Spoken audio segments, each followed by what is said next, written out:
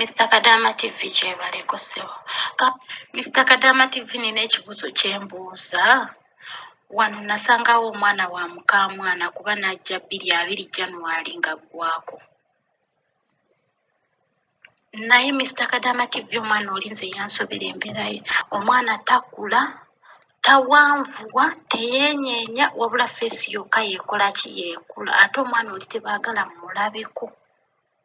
Kati waliwo omuwala eyali ku Kadama TV n'agamba nti mukama we yazaala omwana ne bamuyita amulabeko we yakoma okutegeera.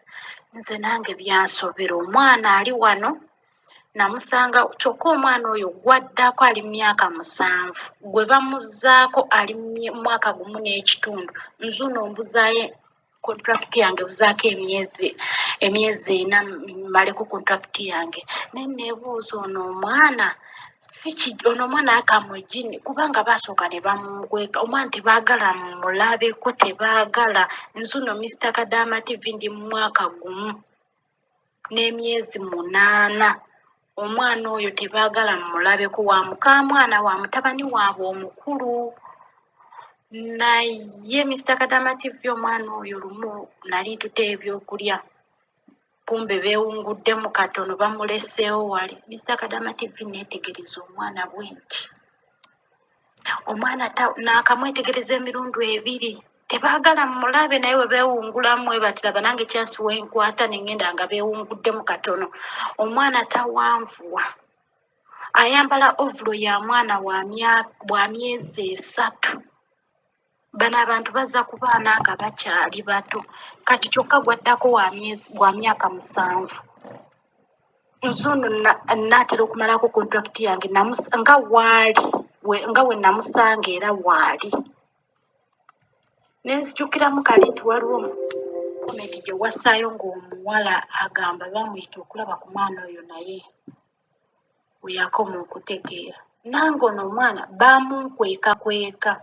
Omwana obukyanzijano naakamulabako emirundi 2. Era ne wemba nga nina bye ntwalayo wa mukamwana tebanzikiriza, ekigere nkoma bweru. Kye neebuuza ono omwana, ono alabika si mwana, sibalimba. Mr. Kadama TV ono alabika si mwana. Omwana takula, teyeeyongerako. Bannange ne waaba omwana alina obulemu, n'owaaba omuntu ng'alina obulemu, omwana alina okukula n'awanvuwa. Kati ne bamufunira akagaali ne bamuteekamu ne baba nga at least bamutambuliza. Naye omwana oli simulaba, namulabako emirundi 2 ate nga beewunguddemu, tebategana kutegeera nti mulabi.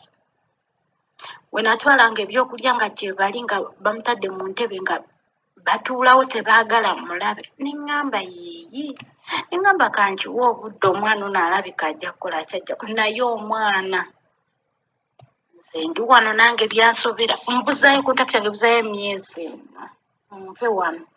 Naye omwana teyeenyenya, takola ki, abeera awo just bamufiidingira awo we batyo. Kye neebuuza ono omwana mugini kiki? Kukusinziira ku kyo neebuuza, okusinziira ne komenti eri gye nawulira oy'omuwala eyagamba nti no nali bampita okulaba ki omwana we yakoma okutegeera.